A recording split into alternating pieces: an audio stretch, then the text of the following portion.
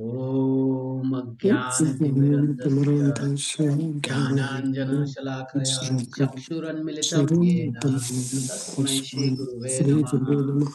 श्रीचैतन्यमनोभीष्टं स्थापितं येन भूतले स्वयं रूपा कदा मह्यं ददाति स्वपदान्तिकम्।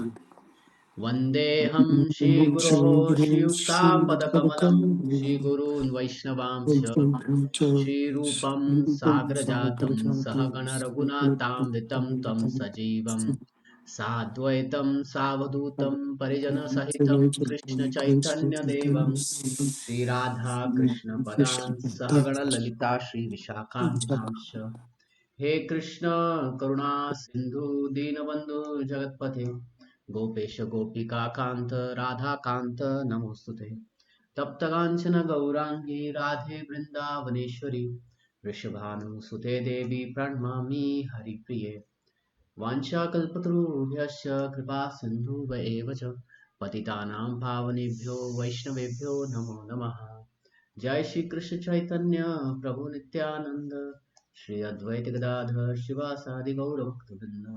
हरे कृष्ण कृष्ण कृष्ण हरे हरे, हरे Ram Ram Ram Hare Hare.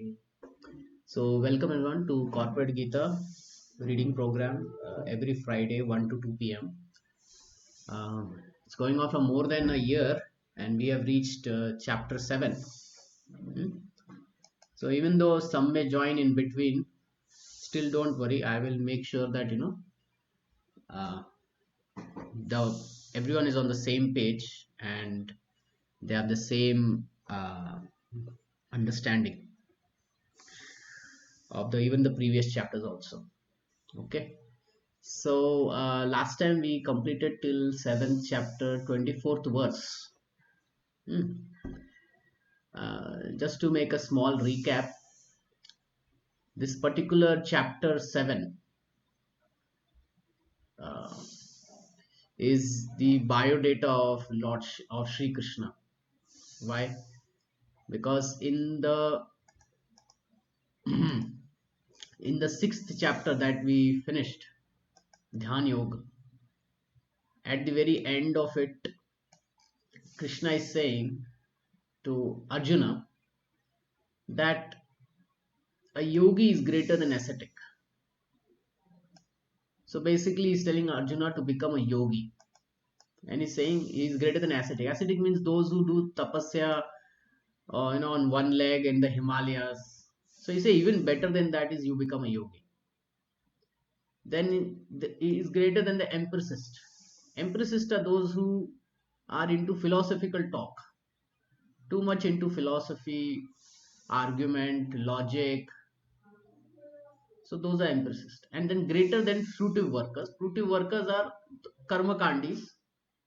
They follow the Vedic principles, they follow Vedic scriptures, they do Vedic pujas and all that, but they don't want to grow anything more than that. So Krishna says yogi is better than three. Therefore, Arjuna, you become a yogi.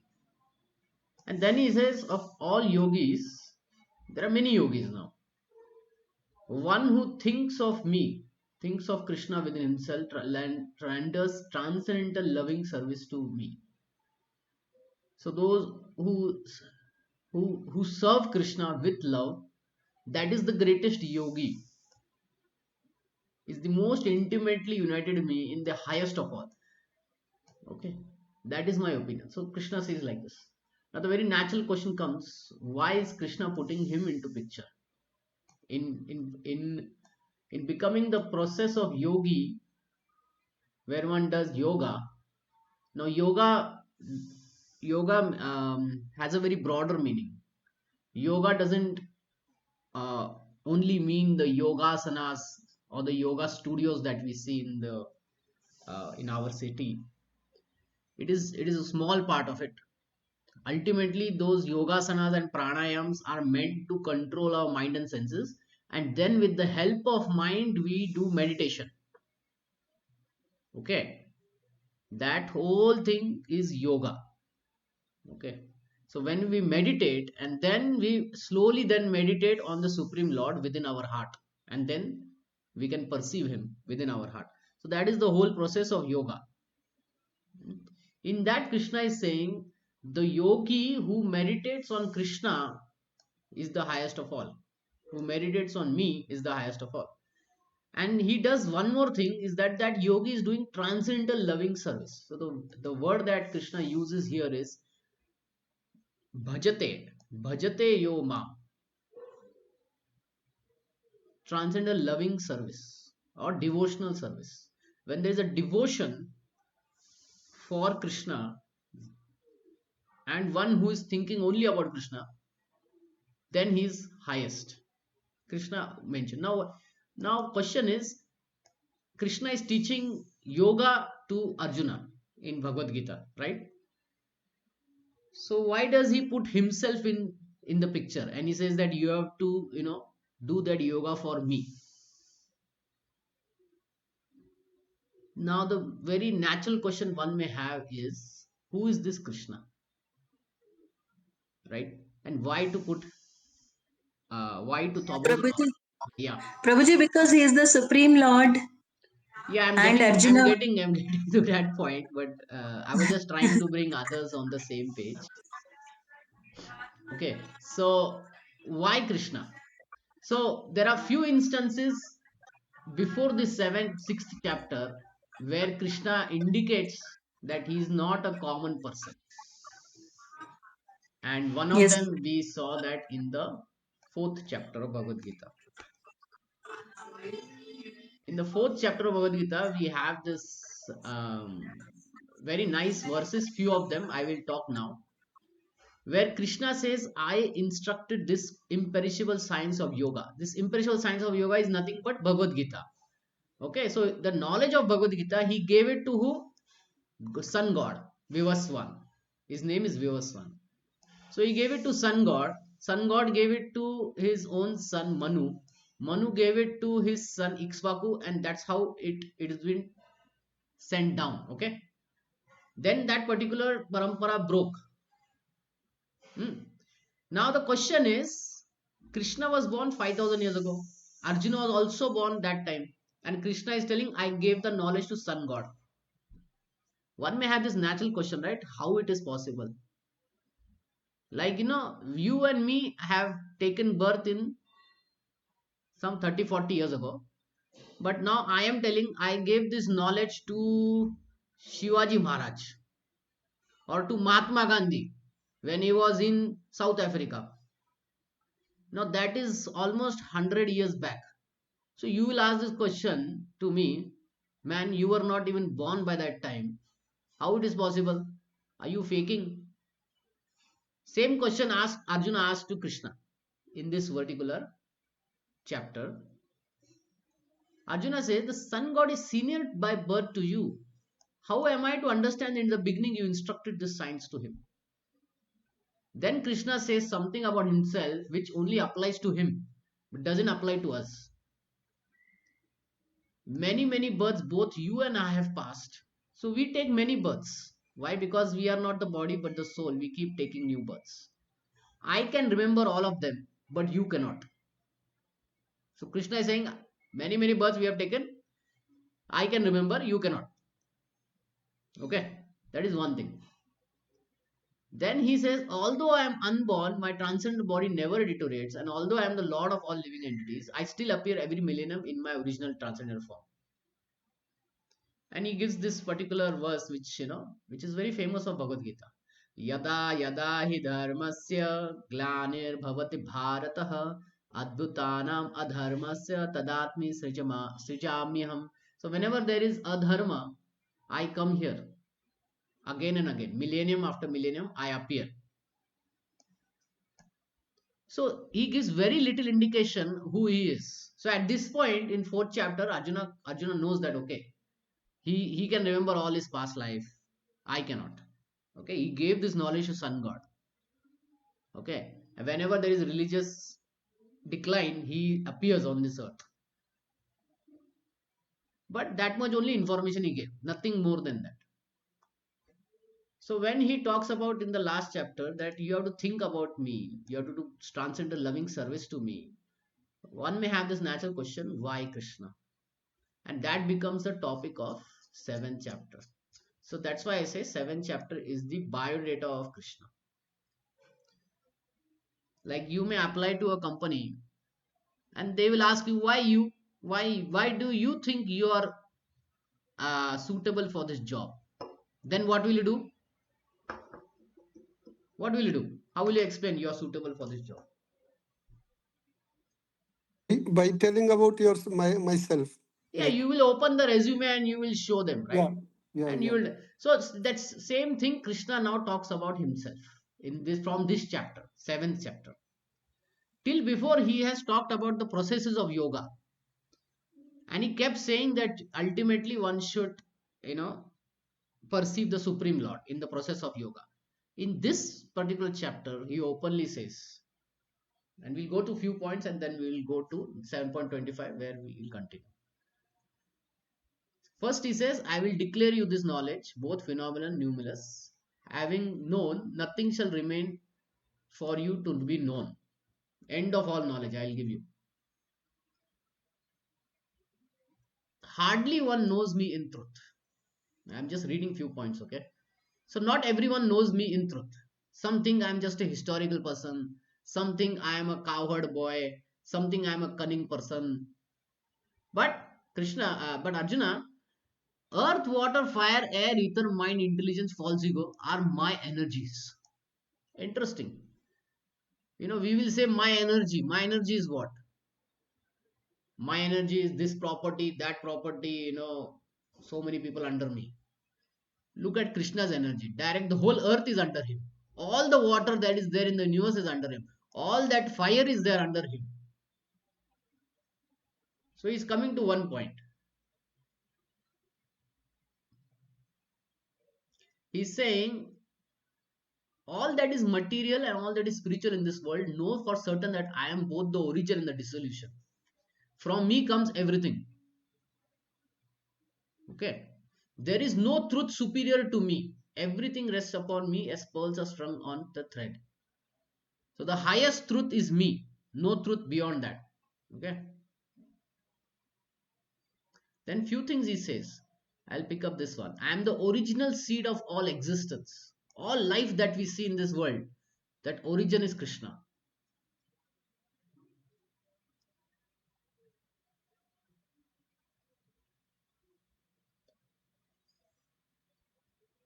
This whole material world that we see, three modes that we see, world, uh, I'm above the modes. Okay, I'm above the modes, inexhaustible.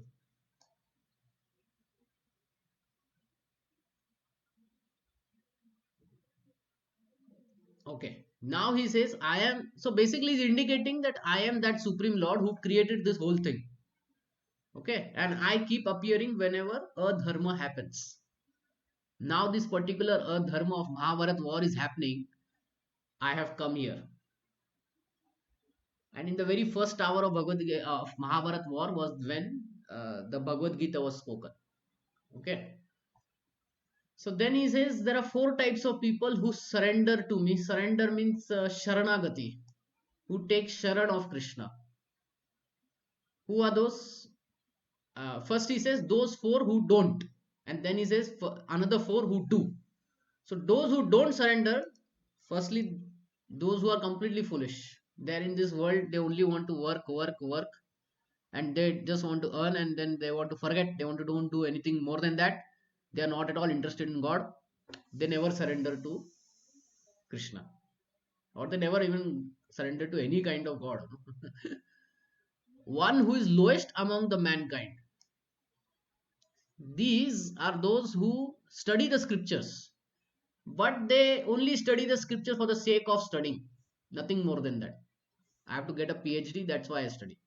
I have to become a pandita because people give me some money, I'll do some yagya and all that. I'll be happy. That's why. Then there are those whose knowledge is stolen by illusion. Here they study and then at the end they will say God doesn't exist because I don't see him, so I don't, so he doesn't exist. Then the last one are the atheistic mind. These are pure atheist people.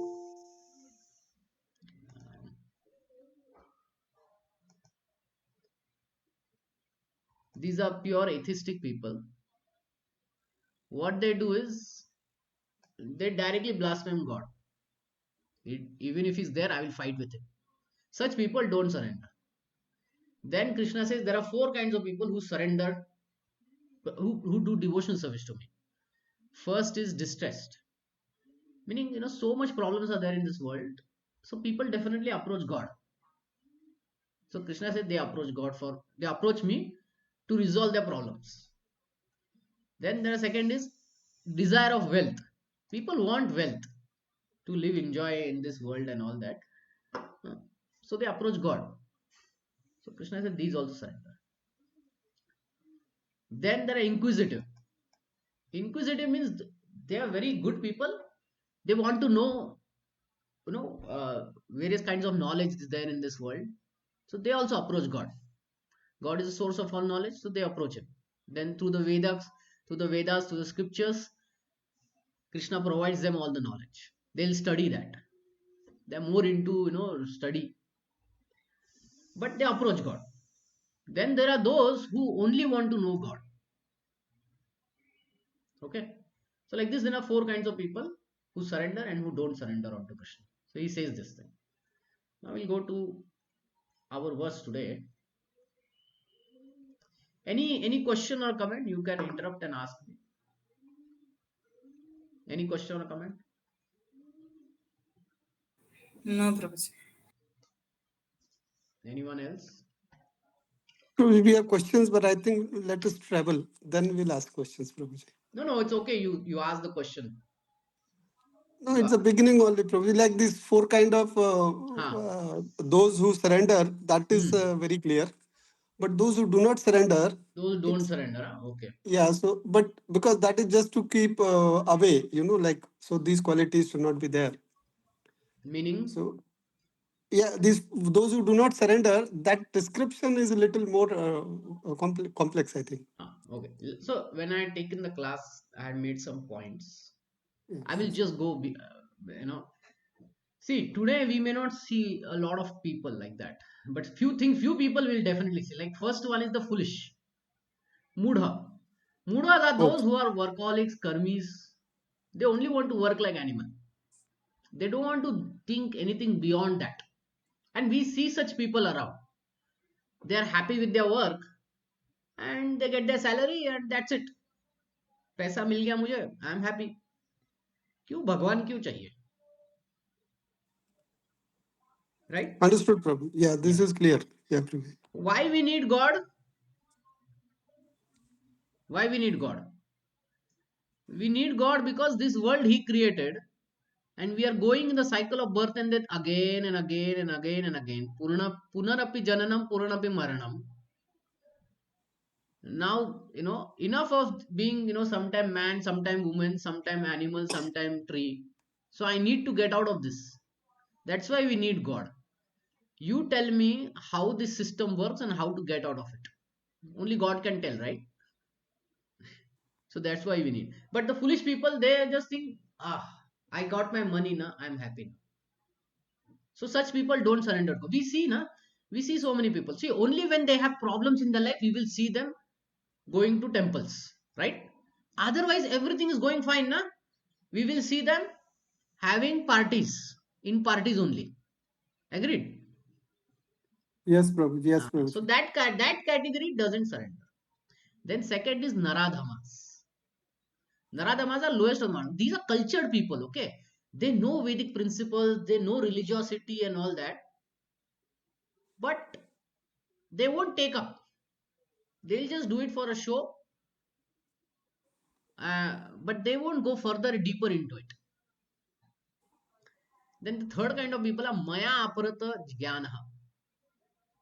They will also study scriptures, but they will come to wrong conclusion.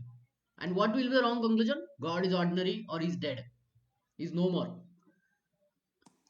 We see such people coming to such conclusions. Yes, yes, yes. Yeah, so Quite such often. people don't surrender. The last one is these are asurim bhavam ashritaha. These one are born atheist. Born atheist. and they have evil mentality. Okay, these can also become atheist, but these atheists are evil mentality. I want to destroy the world. There is no God. I am God. We see many dictators doing like that. They'll make themselves God. They'll say no other God. I am the God, and they have evil mentality. They will kill people, mass killing, and all that. So these are atheistic people. From Krishna's point of view, in 5,000 years ago, there was named Shishupal. Shishupal. So he used to always, say bad things about Krishna. One day he said so many bad things that he got his head cut off in the Rasu Yajna. Same, Ravana, Hiranyakashipu, they all fall into this category only. So yeah. Now, interestingly, the next four types of surrender, right? Sorry, those who surrender, Artha, Artharthi, Jigyasu, Jnani. Okay, Yeah. these will be the explanation point for the next chapter, chapter number 8. Okay, but when we go to chapter number 8, we will discuss this. So right now, I'll just move to today's verse. Fine. Thank you. Thank you, Prabhuji. Very nice. Okay, okay, okay. Yeah. Okay. Any question or any comment, you can interrupt me. There's no problem. You can speak up. That is best. Just unmute and speak, and whatever question you may have, don't worry. We are not in hurry. Already, 1 year we discussed. We are still in 7 chapter only. There are 18 chapters. Okay. So yeah, in this verse he says, now we said, those who surrender to Krishna, those who don't surrender to Krishna. Now Krishna as a personality, supreme personality, he has a choice. Should I show myself to others, or should I don't show to others? Getting? Why? See, we also as a personality, we will be interested in to be near to those people who are loving to us, right? Who are not harming us. Let's say if we come to know, some person is not is very envious of me, is very envious of us. So would we like to go to that person? We won't, because we will know, okay, if we go near to that person, he may unnecessarily provoke me, get me angry, say some bad words, right? So we won't go only there. Sometimes we have some relatives, and they are always envious of us. Whether we do good also, they will say what you did, right? Do you have experience of such relatives? Do you have no one? Yes, yes. Relatives, or um, neighbors or friends, or not friends, I would say, but those who they always want to fight with you. You have some experience of such people in your life?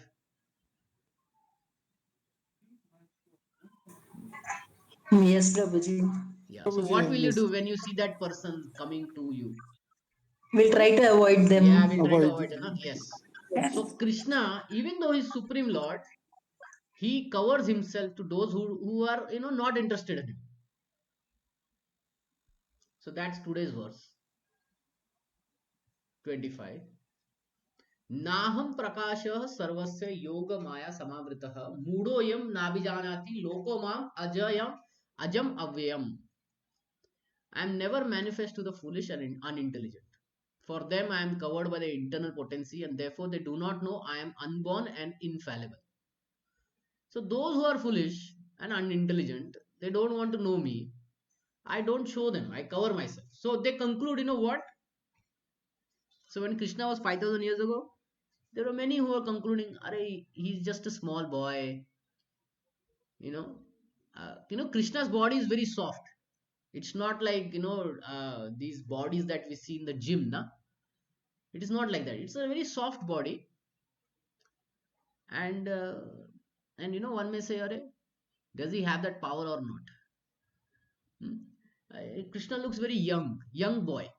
In the time of the war, when he was speaking Bhagavad Gita, he was almost 100 plus years old, okay? But still he was looking like a young boy. That is Krishna's eternal age, young boy, 16 years old. So Um, so some people just say he's just a historical person, cunning person, very politically minded, right? All that. So why that happens? Because Krishna covers himself by that potency, by his internal potency. He covers himself. Now, Kunti Maharani, mother of Arjun, mother of the Pandavas, she tells about a very nice verse. She says, I will go to that verse and then I will explain what she says. It's in Bhagavatam.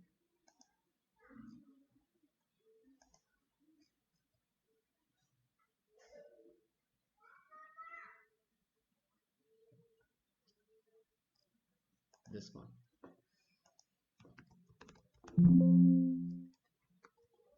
Ah. She says, just as an actor is dressed as a player and then the actor is not recognized, right? We see movies and dramas, right? uh,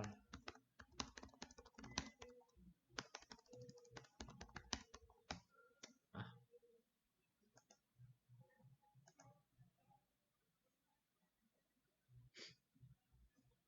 there are so many. Let's take our Indian, famous South Indian actor. When he's put in a makeup, can you recognize he's that old? No, right? No, no, no, Prabhu. Yeah. This is what Kunti Maharani is saying, that Krishna, you're like an actor in a makeup. So people don't recognize you. I'll read this. Being beyond the range of limited sense perception, you are the eternally irreproachable factor covered by the curtain of deluding energy. You are invisible to the foolish observer. Okay? Exactly as an actor dressed as a player is not recognized. You cannot recognize who is acting. So much makeup is there. So Kunti Maharani was there, and she could see, how Duryodhan and everyone is, taunting Krishna, fighting with him, Kamsa, and so many others. But she knew that Krishna, you are the supreme Lord. Okay, from everything comes from you. But just like actor, we cannot recognize, na? Foolish people cannot recognize you. And Krishna says the same thing, that to the foolish I cover myself. Therefore, they cannot recognize. So this is his personal decision to do that. Why? Because as a person, we also don't want to, come near to those who are envious, who are, trying to pick up a fight with us. Dur raho. Similarly, Krishna also does like that. Okay, let's read the purport. Any question, let me know. It may be argued that since Krishna was visible to everyone when he was present on the earth, how can it be said that he's not manifest to everyone? So 5,000 years ago he was there, right? But still, how come no many people couldn't understand him? But actually, he was not manifest to everyone. When Krishna was present, there were only few people who could understand him to be the supreme personality of Godhead. In the assembly of Kurus, when Shishupal spoke against Krishna being elected president of the assembly, Bhishma supported him. So Shishupal didn't support him, Bhishma supported him, proclaimed him to be the supreme God. Similarly, the Pandavas and few others knew that he was supreme, but not everyone. He was not revealed to the non-devotees and common man. Therefore, in Bhagavad Gita, Krishna says that but for his pure devotee, all men consider him to be like themselves. He is an ordinary man, just like me. He was manifest only to his devotees as the reservoir of all pleasure. But to others, the unintelligent non-devotees, he was covered by his internal potency. Even today, there are many uh, Sanskrit scholars who read Bhagavad Gita, but they don't come to the same conclusion as Arjuna. What conclusion Arjuna came? Krishna, you're the supreme. Param Bhavam. Let me just show you that verse. It comes in, I guess 11th. Param Bhav.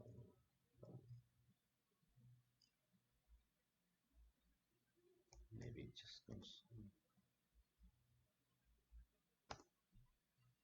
10.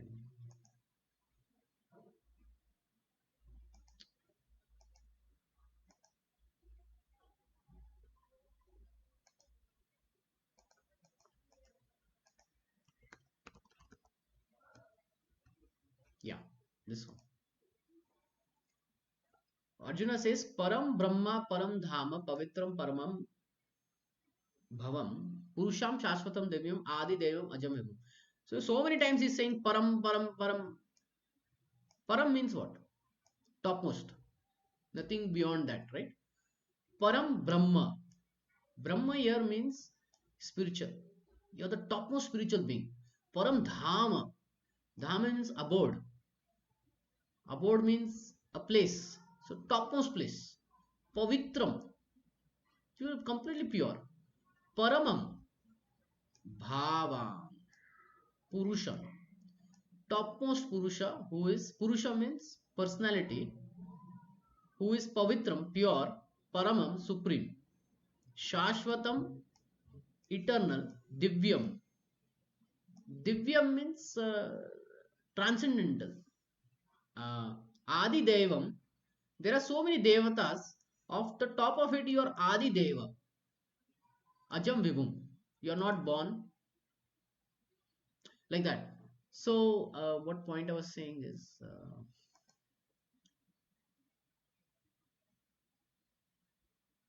Only Arjuna knew the Lord like that, Yeah, but Arjuna the knew that. Sanskrit scholars, they don't understand Right. the. Yeah. So when Sanskrit scholars they read this thing, right, still they don't come to this conclusion.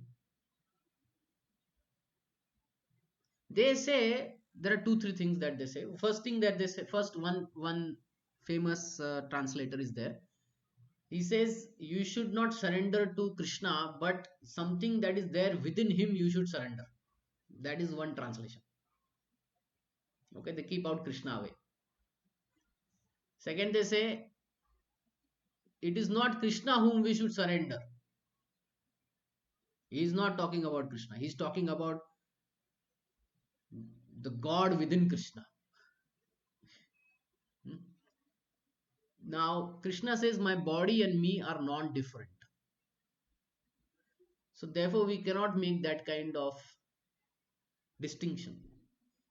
Okay.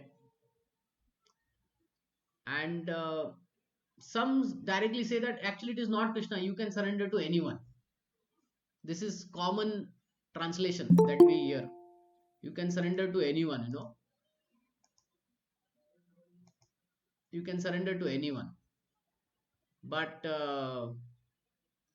Krishna very specifically says, Sarva dharmam parityajya mam ekam sharanam vaja. You have to surrender only to me. So how can you conclude and say that you can surrender to anyone? So point is, their intelligence is covered by Maya. And Krishna does that purposefully. So that they can remain in that position. Okay, actually we discussed the same verse, 1:8:19. No? We discussed the same verse we discussed.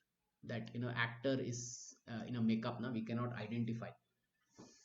Same thing Prabhupada here puts it here. Okay, we'll continue. Okay. In the praise of Kunti 1:8:19, we read that it is said that the Lord is covered by the curtain of Yoga Maya, and thus ordinary people cannot understand it. This Yoga Maya curtain is also confirmed in the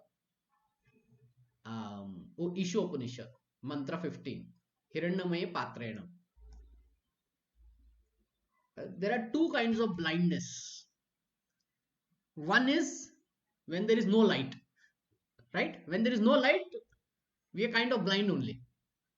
And second is when there is too much of light. Have you experienced this, that when you directly see into the headlight of some car or truck, you become blind. You actually cannot see anything else other than the light, right? Yes, Prabhu. Yeah. So That's this true. is what is called as Hiranyamaya Patrena. When the Supreme Lord is there, there's a effulgence of thousands of sun. So it is not possible to see him. So the prayer is that you remove this Hiranyamaya Patrena. Oh my Lord, you are the maintainer of the entire universe, and the devotional service to you is the highest religious principle. Therefore, I pray that you also maintain me. Your transcendental form is covered by Yoga Maya. The Brahma Jyoti's cover is the covering of internal potency. May you kindly remove the glowing effulgence that impedes me my seeing your Satchidananda Vigraha, your eternal form of bliss and knowledge. That's why some people conclude that God is light. In the light, you cannot see anything, but you understand, it's some power is there. But Vedas say that this light that we see, you can be blinded by that. Okay, that doesn't mean that the God is without form. He has a form. What kind of form he has? Satchidananda Vigraha. Vigraha, Vigraha means form. His form is Sat Chit Ananda. It is eternal, full of knowledge and full of bliss. Not like us. Our form, how it is? It's made of earth, water, fire, air, ether, right? Flesh, bone, urine. It is sometimes in healthy condition, sometimes in unhealthy condition, disease condition, disabled condition. So our form is not eternal. One day we have to leave this body and go. Is it full of knowledge? No, we when we take birth, we have to know even our name. So our parents give us name and put us in education and all that. So it is not giving us knowledge also. Is it a place of happiness? Only when we are healthy, mentally, emotionally, physically we are healthy, then only we get some happiness from our body. Otherwise, most of the time, this body only giving us problem, right? But Lord's form is not like that. This is Satchidananda. This is spiritual form. Okay. So the Supreme Personality of Godhead in his transcendental form of bliss and knowledge is covered by the internal potency of Brahma Jyoti, and the less intelligent impersonalists cannot see the Supreme on this account. Also in Srimad Bhagavatam 10:14-7, there's a prayer of Brahma. O Supreme Personality of Godhead. So Lord Brahma is saying this prayer. O Super Soul, Master of all mystery, uh, who can calculate your potency and pastime in this world? So Lord Brahma, how many heads Lord Brahma has? Four headed. He's saying even I cannot calculate. I cannot comprehend your potency, your power, and your pastime in this world. So last time we were having this discussion of Dr. Frog. So a frog cannot calculate how big the ocean is. So if some fish comes from the ocean and says, I came from the ocean, now the frog in the pond will say, how big is the ocean? Then the fish may say, maybe 10 times. 10 times? No, no, no, no, it's not 10 times, maybe 100 times. 100 times? No, no, no, no, it's impossible to say. And then the frog will keep understanding, I don't think that is possible. I don't think anything will be bigger than this pond. You are lying. So that's called the Dr. Frog's philosophy. So Brahma cannot calculate the power and pastimes of the Lord. So how it is possible for us? You are always expanding your internal potency, and therefore no one can understand you. Learned scientists and learned scholars examining the atomic constitution of the material world, they even get Nobel Prize out of it, but they can't come to the conclusion of God or even the planets. Still, they are unable to calculate your energy and potency, although you are present before them. The Supreme Personality of Godhead, Sri Krishna, is not only unborn but also Avyaya, inexhaustible. His eternal form is bliss, knowledge, and his energies are all inexhaustible. Next verse. Vedaham Samitani Vartmani Prabhuji, Karma. what is the meaning of avyaya? Unborn and avyaya. Oh, unborn. Na? Yeah, unborn and another one is avyaya, inexhaustible. Unborn. See, we all take birth, right? So those who take birth, they have to die also. Birth means there is a starting point. Unborn means there is no starting point. If God had a starting point, can we still call him God? No, right? No. He has to be unborn. Otherwise, the starting point is God. That's why. And avyaya means inexhaustible. Now, I'll give you a crude example, okay? It's not perfect example, but still, a mother gives birth to a child, right? After that, definitely she becomes exhausted, right? She becomes tired and all that. Agreed. But still, from one point she becomes exhausted, but it is not like she has lost all the power. After some time, she gets all the power back, right? So it's kind of, you give birth and then you still have that energy within you. Okay. So we may say, okay, it's something like inexhaustible. Um, like, take the example of oil. Oil in this world. Is it always going to be there? Is oil always going to be there in the earth? They are No, predicting, Prabhuji. that 50, 60 years, right? Yeah, yeah. First, Yeah. they was predicted that in 2010 we will not have oil. Yeah, whatever, 50, 60 years they are saying, maybe 100 years it may take, or maybe 200 Mm. years it may take for all the Yes, oil to be, exhaust. finished. Mm. Um, so the oil is not inexhaustible. Now compare it with the sun. Is the sun inexhaustible? How much energy the sun gives in 1 second, that much energy we have not even utilized, right? Yes. So we can say, Yes, sun, sir. you are inexhaustible. Agreed. But sun was born at one particular time, it was born. So even though it is inexhaustible, it was born. So sun comes from Krishna, and Krishna is still strong. It is not like, you take away from him something and he becomes weak. That's what I'm trying to say. Inexhaustible means you take one bucket of water from the ocean.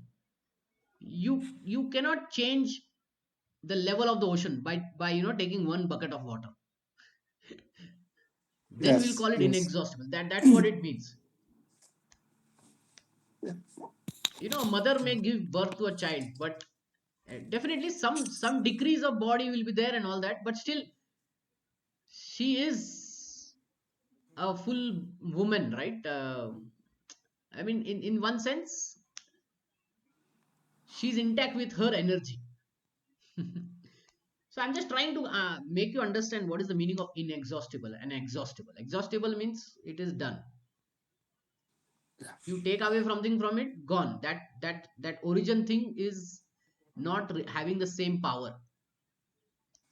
And inexhaustible means it will still have the power. Just like, you take one bucket of water from ocean, nothing happens to the ocean.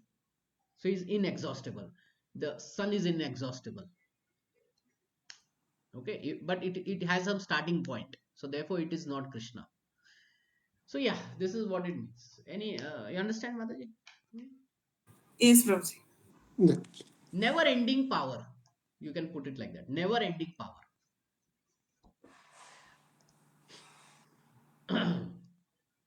We read this verse, huh?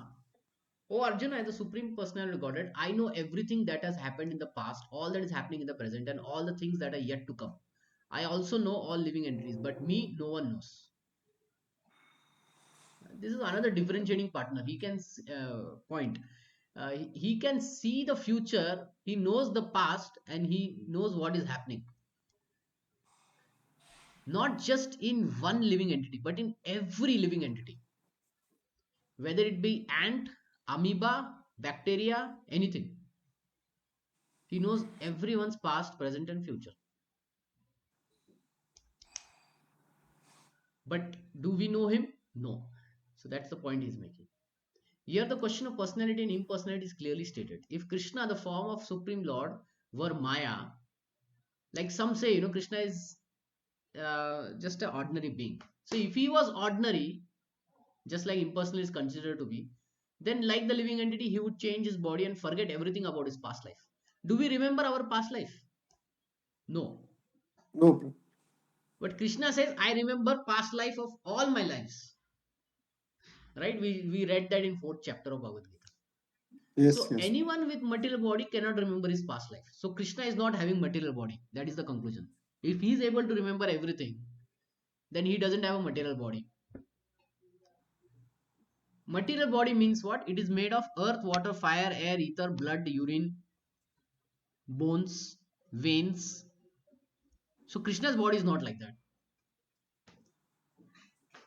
Nor can he predict the outcome of his present life. Can we predict our outcome of present life? No. Therefore, he cannot know what is happening in the past, present, and future. Unless one is liberated from the material contamination, he cannot know past, present, and future.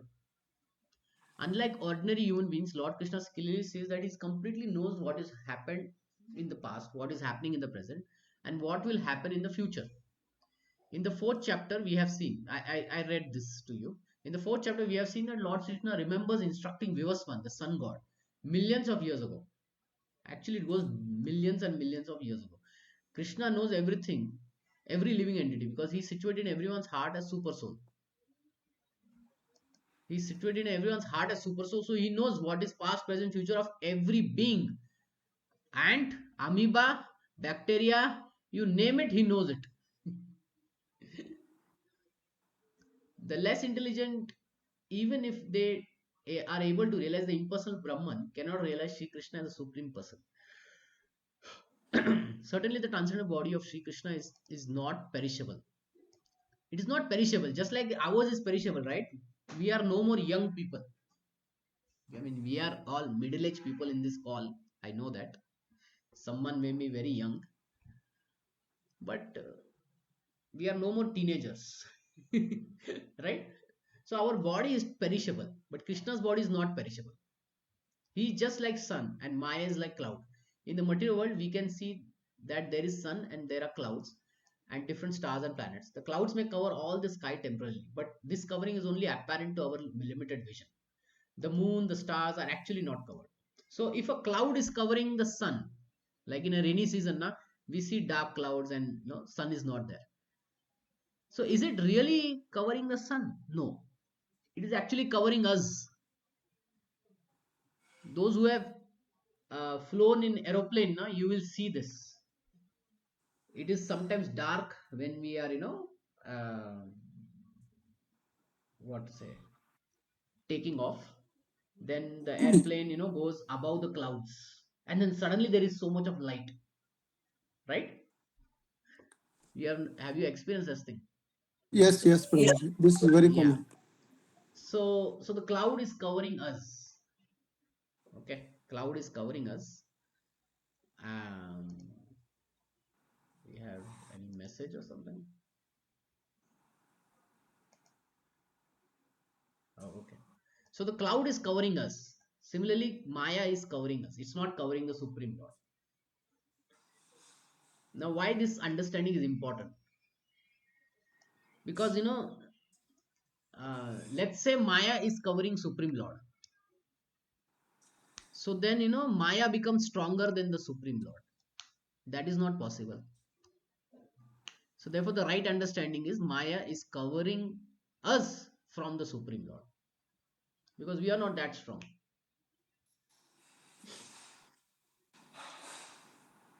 Okay. By his internal potency, he is not manifest to less intelligent class of men. As it is stated in the 3rd verse of this chapter, out of millions and millions, some try to become perfect in human life, and out of thousands and thousands of such perfected men, hardly one comes to know who Lord Krishna is.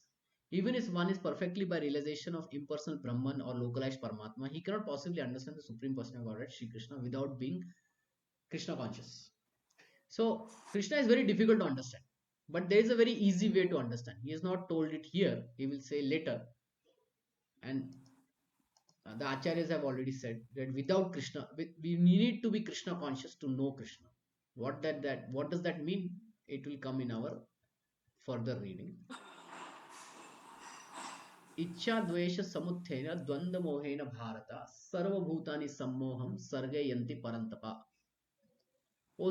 O scan of Bharata, O conqueror of the foe, all living entities are born in delusion, bewilderment by dualities, arising from desire and hate. See, when we take birth, right, we just don't know who we are. Our parents give us a name, Rahul or whatever. Then anybody says Rahul, we look at them. Then later we come to know we are that person. Right? True, true, true, true. So delusion and bewilderment by dualities arising from desire and hate. As a baby also we hate something and desire something, right? Babies manifest this thing. They will hate something, they will desire something. So when you are born, we know all these problems are there with us. Hmm. The real constitutional position of the living entity is that of subordination to the Supreme Lord, who is pure knowledge. When one is deluded into separation from this pure knowledge, he becomes controlled by the illusory energy and cannot understand the Supreme Personality of Godhead. So, because we are in this delusion, in this illusion, let's put it simply, illusion, in this Maya, we cannot understand the Supreme Lord. But there's a way to understand. Krishna will tell. The illusionary energies manifest in the duality of desire and hate. Either we desire something or hate something. Or sometimes we desire something and we hate the same thing. You have any experience of that? We desire something and then we hate the same thing. Yes, Prabhuji. Like, I made this, I got this cartoons. Uh, Sometimes, when Apple projects, sometimes there are new electronic gadgets, right? People become very attached to it. People say, we want it, and they'll rush. 4 o'clock in the morning, they'll stand in the line in front of the mall and then they will buy it. Then they will show it to everyone. Everyone say, wow, you have the latest. Wow. But after 1 year, what happens? After 1 year, that same thing becomes old for you, right? And we start this hating the same thing. And to get the new thing, then we may, do uh, we may beg, borrow, or steal. So yeah, the point is hate and desire and hate is something we are struggling with. We desire something, then we hate the same thing. Due to desire and hate, the ignorant people, a person wants to become one with the Supreme Lord and envies Krishna as a Supreme Personality of God. Pure devotee who are not deluded or contaminated by desire and hate can understand the Lord Sri Krishna appears by his internal potency. But those who are deluded by duality and nations think that the Supreme Personality of Godhead is created by material energies. This is their misfortune. Such deluded people symptomatically dwell in the dualities of dishonor and honor, misery and happiness. So we all go through this dishonor, honor, misery, happiness, woman, man, good, bad, pleasure, pain, thinking that this is my wife, this is my house, I am master of this house, I am the husband of this wife, huh? I am wife of this husband. These are all dualities of delusion. Those who are so deluded by dualities are completely foolish and therefore cannot understand the Supreme Personality of God. So those who are in these kind of identification, uh, they find it very difficult to understand God. You have to come out of that attachment to understand the Supreme Lord. Simply it means that. येषां येषां ते अंतगतं पापम ज्ञानम पुण्यम कर्मणम ते द्वंद्वा मोह निर्मुक्त भजन्ते माम दृढ़वतः. So I was telling you, okay, how to understand Krishna. This word is the key. Bhajante. Bhajante means those who do devotion, those who do bhakti of Lord Krishna, they only understand. And how do they do bhakti? Dridavitaha. Dridavita means determination. Mam is Krishna. So those who do bhakti to Krishna with determination, they only will understand. For them, moha nirmukta. That attachment is there, na? Attachment and desire. Desire and hate. They'll become free from it. Persons who have acted piously in the previous life and in this life, and whose sinful actions are completely eradicated, are freed from dualities of delusion, and they engage themselves in my service with determination. Those eligible for elevation to the transcendental position are mentioned in this verse. For those who are sinful, atheistic, foolish, deceitful, it is very difficult to transcend the quality of desire and hate. Okay, those who are sinful, they do always illegal things. Illegal from many perspectives. Okay, from the Vedic perspective also. Atheistic, uprightly they are saying there is no God. Foolish, they only want money and be happy in the world. Deceitful, externally they will show I am religious, but internally, actually I'm not interested. I'm interested in name and fame that you will get. Such people are in this desire and hate cycle. So they don't do advance. They don't advance. Only those who have passed their lives in practicing regulative principles of religion, who have acted piously, and who have conquered sinful reactions can accept devotional service and gradually rise to the pure knowledge of the Supreme Personality of Godhead. Then gradually they can meditate on the trance on the Supreme Personality of Godhead. That is the process of being situated on the spiritual platform. This elevation is possible in Krishna consciousness in the association of pure devotees. For in the association of great devotees, one can be delivered from delusion. I'll explain this. Let me just finish reading this one paragraph. I'll explain what it is. It is stated in Srimad Bhagavatam that if one actually wants to be liberated, he must render service to devotees. Mahat sevam dwaram ahur vimukte.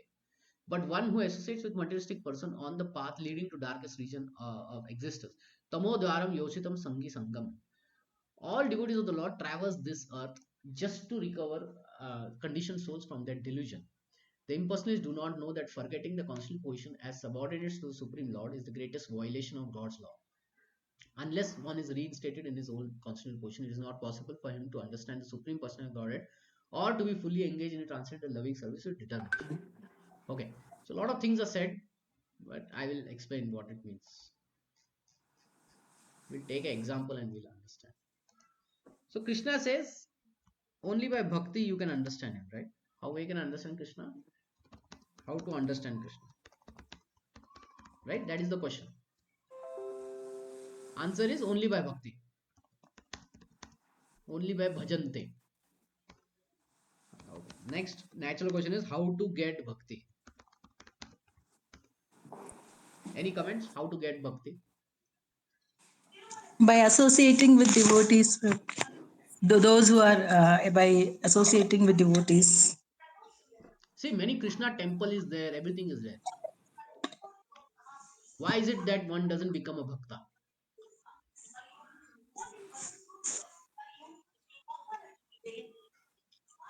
There are many people who know about Krishna.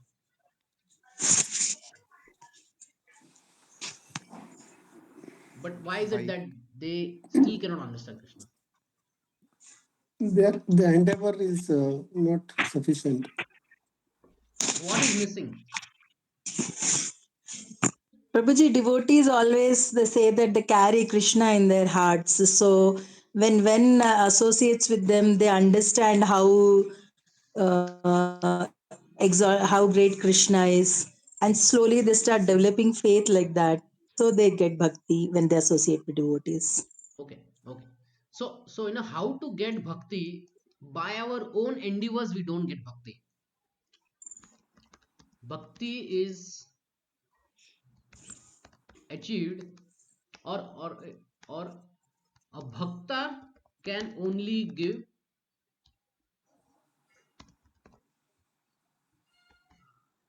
bhakti. Even Lord cannot give us bhakti. When Duryodhan was there, did Duryodhan see Krishna? No, no problem. Yeah, he saw He Krishna, just right? He met Krishna so many times. yeah. But did he become like Arjuna? Bhakta? No, right?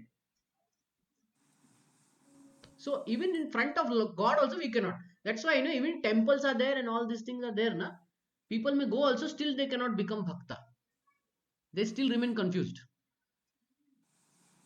Or they'll become atheist. I don't go to temple. There is no God. Like we hear such people, na, some say like that. So that understanding, that shraddha can only come by a bhakta. Okay. So only a bhakta can give bhakti. That's why association of devotees, like you said, is the key. Can give us bhakti and understanding of truth about Krishna. Technical meaning of this word is Krishna Tattva. Krishna Tattva means truth about Krishna.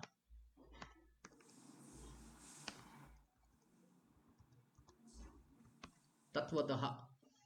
So we can only get by association of devotees. In association of devotees, they will really tell this person Krishna is the supreme personality of Godhead. That's it. And by that association, we will start doing bhakti of chanting Shravanam Kirtanam Vishnu, Smaranam Pada Sevanam, Sakhyam Dasyam Atmanivedanam. All that things will start. The bhakti process will start, starting by chanting the holy name and hearing about Krishna. Okay. I'll give you one example.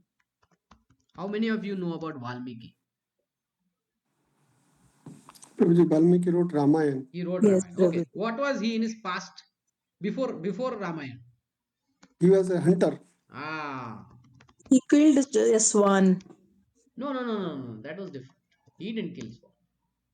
He was actually a hunter. Better than that is a dacoit. Dacoit, yeah. He was a dacoit. So he used to, capture people, steal from them and kill them. Such his name was Ratnakar. Ratnakar. So how did he become Valmiki? Came in contact with Narada Muni. Here by association of Narada. Yeah. So once what happened is he didn't contact Narada. Narad Muni came in front of him. Okay. And he saw that this is Muni, Sadhu. So he started having some conversation with him. In that conversation, Narad Muni, he gave him transcendental knowledge. This Bhagavad Gita he spoke. Okay. By which, let's put Divya Gyan. Just put it. By which he could understand that he was doing very terrible things. So now, he asked Narad Muni, now you tell me what is the best thing I should do. So what did Narad Muni tell you? Tell him, you have to chant the name of Ram. But what happened?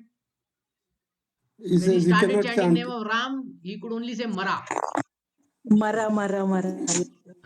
Because he was so sinful, na? He was killing so many people that he couldn't say only Ram. All he said was Mara. But then Narad Muni thought, okay, you start with Mara, you'll end with Ram. So after many years of chanting, he started chanting Ram. Now what happened over there is, all the sinful reactions that Valmiki had, as a dacoit, they burnt. They burnt away. All the sins became zero by chanting the name of Lord Ram.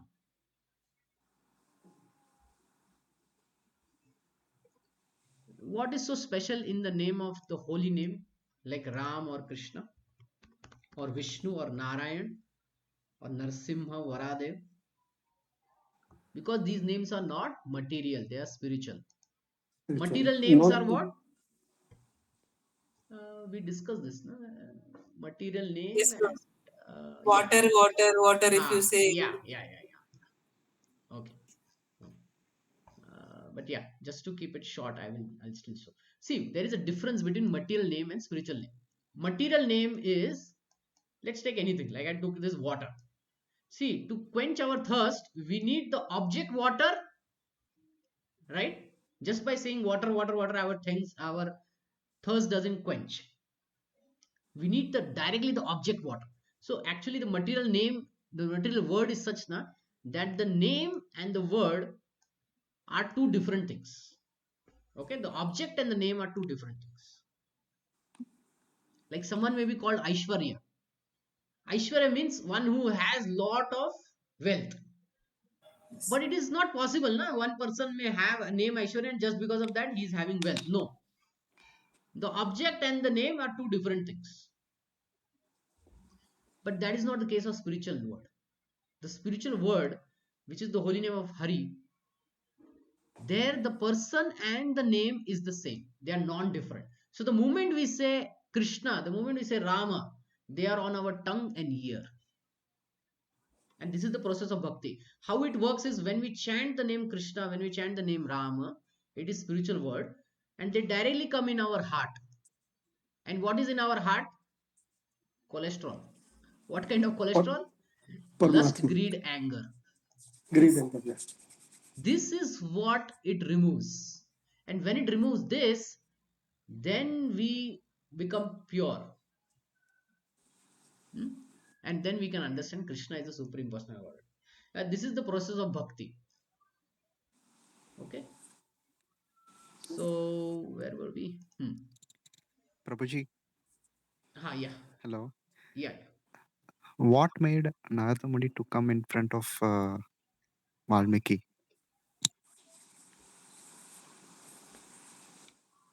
So that's a very interesting question. And the answer to that is, so that's why I asked this question. How do you get bhakti? You get only by a bhakta. Yeah, how to But identify a bhakta? no. Point is, how does bhakta comes in our life? Yeah. How? Yeah. So the answer to it is causeless. Prabhuji, we are discussing this in the same sloka, text 28. Text All 28. devotees of the Lord traverse this earth to recover the Yeah, they conditioned souls. traverse it. Yeah. But his question is how it happened, why it Oh, happened. Yeah. So there is no reason. It's causeless. That's why it's called causeless mercy. It is called cause- ahaituki kripa. Ahaituki means there is no driven motive. Chalo isko bhakt banayenge. No. It just happens. And there are few reasons. But sometimes there is no reason, okay? But there is still one reason that is called as agyat sukruti. This is, this whole knowledge is there in Bhakti Rasamrita Sindhu. It's called agyat sukruti. Agyat sukruti means unknown sukriti. Um, unknown unknown good deeds. Now Okay. it is not just good deeds, okay? Good deeds can Okay. be anything, but Yeah. it is Yeah. unknown good deeds to Krishna or his devotees. Okay. So in the past, what has happened is some people somehow they do some good deeds to Krishna or to his devotees. How they do to Krishna? Sometimes they visit temple, and because everybody is giving dandavat to Krishna, they also give dandavat to Krishna. Hey, internally heart में कुछ भी नहीं है, nothing, no desire, but they give dandavat because everyone is doing na. Sometimes children they just follow father mother, but in their heart do they have that understanding? No. Now Krishna says those who worship him, pay obeisances to him, he like them. So there is some liking happening now there. Now after multiple times of these good deeds, it comes to one point that this causeless bhakti come in their life. Okay, it just accumulates. All this sukruti, na, it accumulates. The person doesn't know how it is accumulating, but it is accumulating.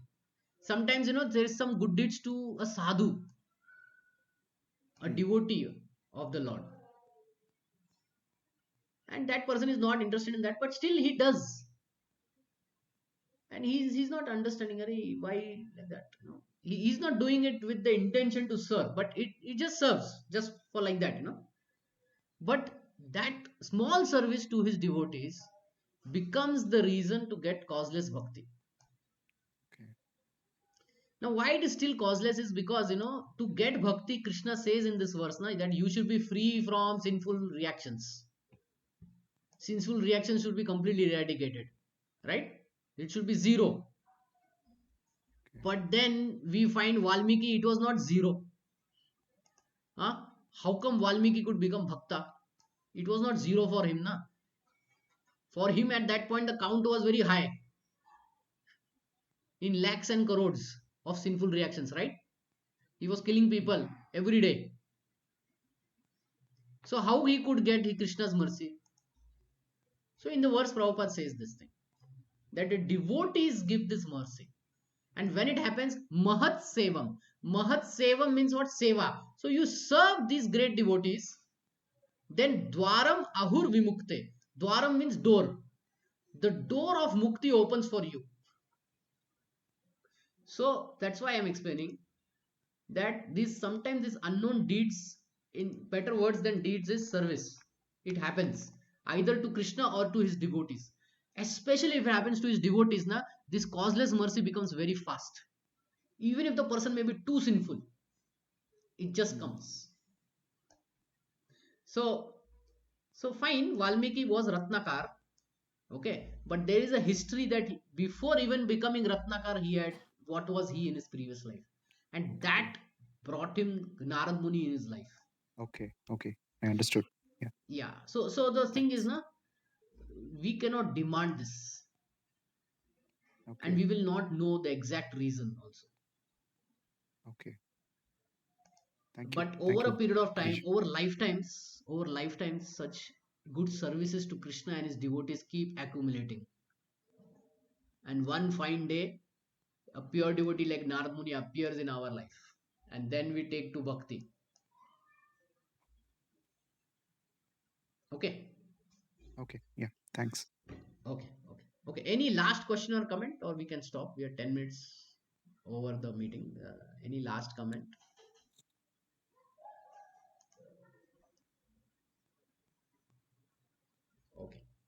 Okay. So no comment. Then we'll stop.